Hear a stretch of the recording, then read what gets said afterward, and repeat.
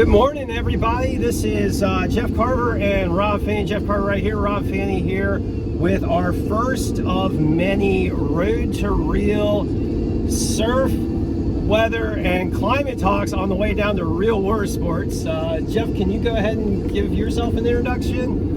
Jeff Carver. I have been surfing for 26, 27 years this summer. Been working at Real for 5 years. Lived in the Outer Banks for 15 years now. Love it. It's home. And big Tar Heel fan, so that can be discussed on a later vlog. All right. So I'm Rob Fanny. I'm a surf coach working with Jeff here. I've got 38 years of surfing experience. I just dated myself. And I've been writing on and reporting on weather now for over a decade. I love to surf here in the Outer Banks, one of the premier surf spots in the world. We just got through with one hell of a wave series of seasons, I guess. It was pretty, yeah. It was pretty damn good, man. December to about 3 weeks ago. Yeah. It was consistent. Yeah, but then what the hell happened, right? We lost 21 days. It's been quite a flat spell, and I'm starting to get the jitters. Yeah, everybody's getting the itch to like actually surf because we've had so many days of like Lake Atlantic type situations. I think the last day where I surfed a wave, which was like knee high, was Saturday. Yesterday and Sunday were Fishing's been good. Fishing's been good. But you need to catch a wave. I need to go surfing. Well, I guess the good news is we're looking at potentially a crazy hurricane season, which might mean some good waves. I think we have I really do. I think we have a season. You know, I just look, man. I'd be happy if we had a tropical storm sit out there and just spin all season long. We want no destruction. We want no property impact. We want no loss of life. And we pray that both us here in the Gulf and Florida has those blockers, because it's going to heat up and it's going to get going. Yeah, I mean, unfortunately, the Atlantic Ocean right now is record hot in the main development region. We've had climate scientists and meteorologists talking about this in media a lot lately, and it's a major concern. National Hurricane Center says 17 to 25. I saw a recent report from AccuWeather saying we could have more than 30, which would be an all-time record number of storms. So, when does it start hitting the alphas and the omega? When does that start? Meaning after all the hurricane names have been used. What is it? Yeah. Are there 22 names or something like that? I believe if you go to the National Hurricane Center, they'll have a list of names on the site. So starting with Alberto will be our number one. Yep. And then I think it's 22, 23 storms because they skip a couple. Because I know it was 2005. I was in. This is what kind of an analogous, anomalous or no, like an analogy. Okay. Analogous kind of year. That good? Analogous to 2024. This year versus 2005. Kind of a transitioning strong El Nino, neutral to a La Nina, and I know that they went high in the alphabet, and 2005 was a hurricane season to remember. Yeah, so what we're looking at, what Jeff's referencing is 2005, the ocean water temperatures were rather hot, and we had a La Nina, and it just blew up. We had a lot of hurricanes, a lot of tropical systems, a massive number of like depressions and areas of interest. And what happens with La Nina in the Atlantic? La Nina is the event where the eastern equatorial Pacific cools down and it moves weather patterns around the world because it's such a large area of water. Water is a major driver of weather, and particularly water temperatures and anomalies in water temperatures, which means like departures from what is normal have an effect. And La Nina, what it does to the Atlantic is it reduces wind shear in the upper levels of the atmosphere. Wind shear is wind moving in different directions and it can chop up storm systems and prevent them from forming. When that wind shear hits a threshold and below, it makes it a lot easier for storms to form. And then in combination with that super hot water we've been seeing, those two elements tend to mean you're going to get a lot of storms. And that's kind of what we're looking at for this year. Very similar to 2005, right? Yeah, similar to 2005. It's I remember that as being, we had a spectacular hurricane season last year. A lot of really good waves. Luckily, here on the East Coast, there wasn't an exorbitant amount of property damage.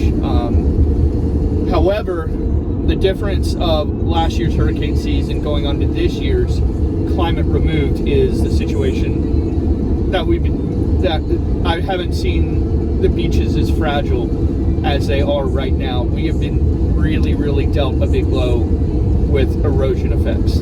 Oh yeah, it's nuts. I mean, so we do a daily wave report brief, and you can just see all the houses. They're just like sitting in the water. Did we have one just collapse into the water last week? Last week, and we got 6 just big houses lined up to do the same thing, just south of Corbina. And man, it is it's a tough situation because all that garbage is going right into the ocean, right to where we surf, and heaven knows where the nails go, It's a nasty situation. I mean, those waves just rip up those houses. You end up with all this debris. It digs up the septic tanks, and you end up with that nastiness in the water. And right now, we're driving down Route 12, which is one of the most vulnerable stretches of highway in the world when it comes to sea level rise and beach erosion in combination, as well as the impacts of intense storms, and we might be looking at some really intense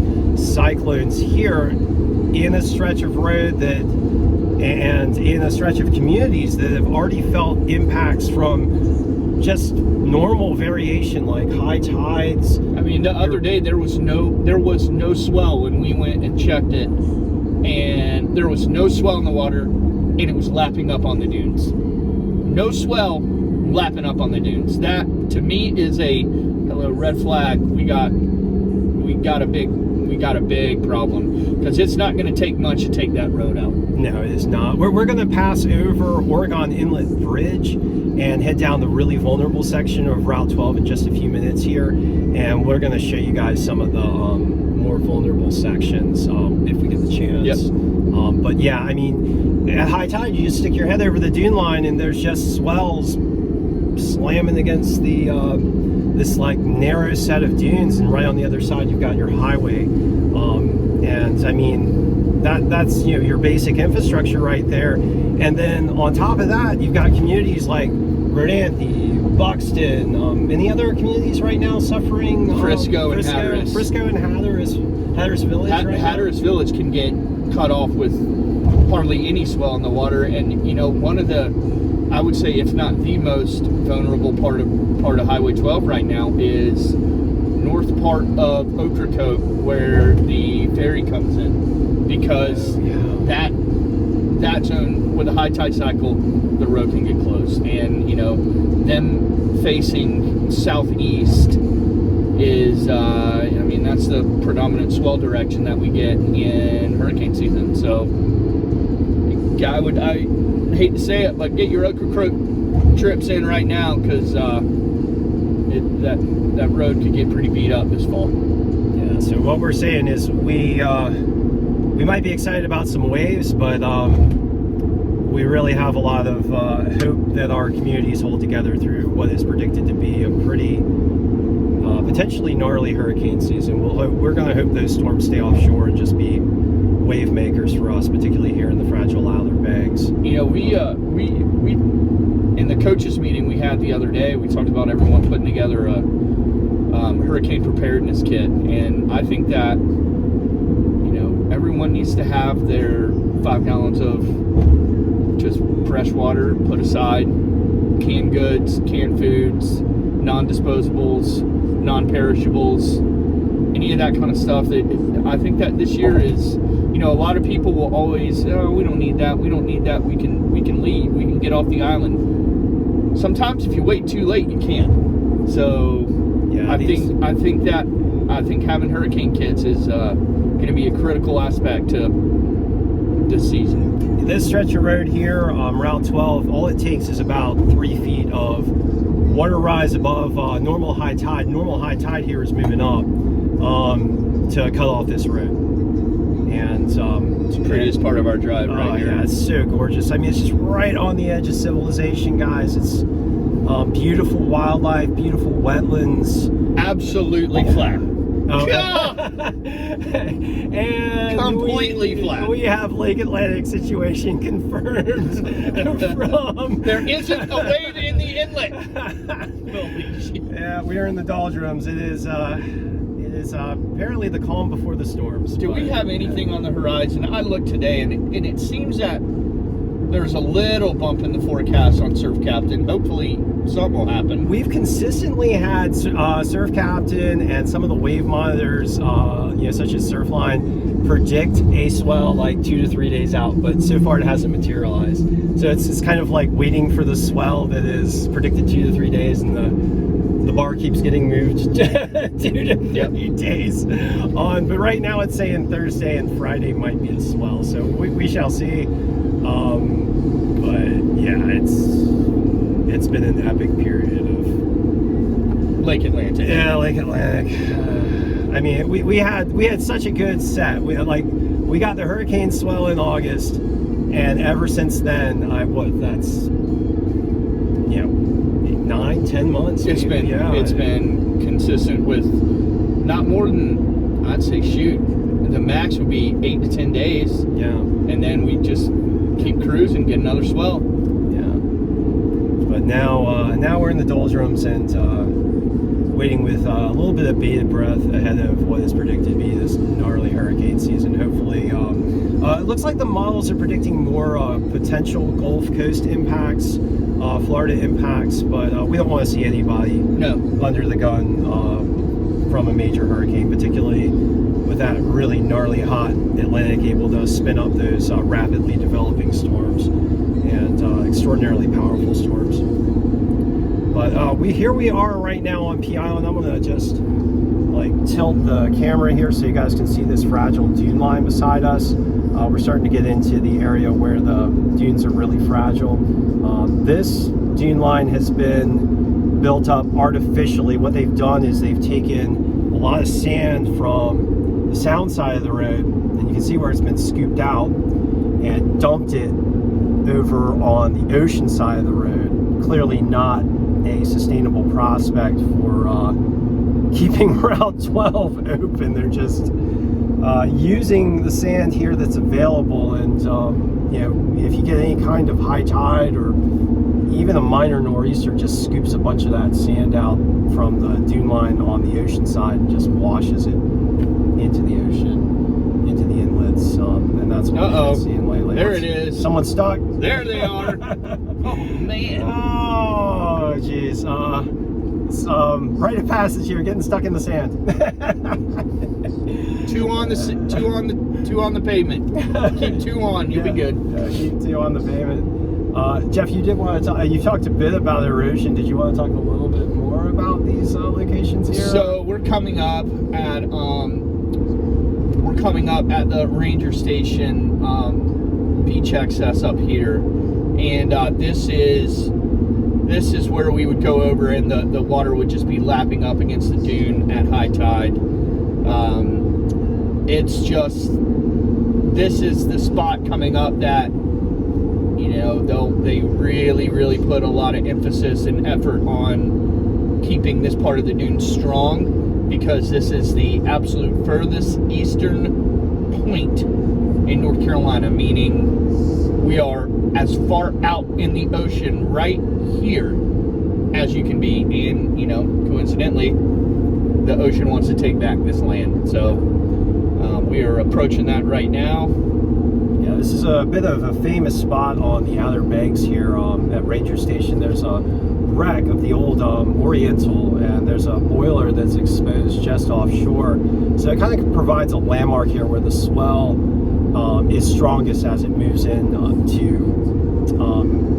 intersect with the shoreline. And it has just been eaten alive from what we had. Yeah, and here we are. See the dune line right here. It's just nothing. And right on the other side of that right there is the water. Right there. Yeah. And we'll walk down there one day and give you guys a little bit better assessment. You can kind of see, might be able to see some blue from the water here. Not sure given the angle of the camera, but a very fragile section of beach. And then this is probably some of the healthiest. It's just, it's crazy how the sands shifted geography here. Essentially, it's unbelievable how the shifting sands will just shape everything. And we've entered a part that's what 400 or 500 yards wide of good steady shrubbery and brush that will adds that barrier. But that area at Ranger Station that we just passed through, that whole zone, that kind of like false sand is really, really susceptible to storm, wind, and wave movement. There's no vegetation to hold it together, so that's why that zone is so susceptible. This is what healthy dune line looks like, folks. You see all that grass, that green, this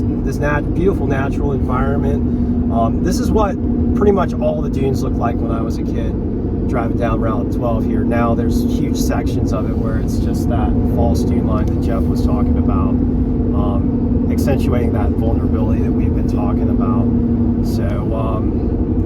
So that's, I guess, a pretty good roundup. Right now we've got Lake Atlantic conditions. Maybe some waves later this week. Yeah, waves later this week. I mean, good times, certainly occasionally for surf lessons to surf camp, hero waves. Yeah, let's absolutely. go. Like, good time to learn to surf when the waves are small, and that's the silver lining here in June and July, right? We've got that. Yeah.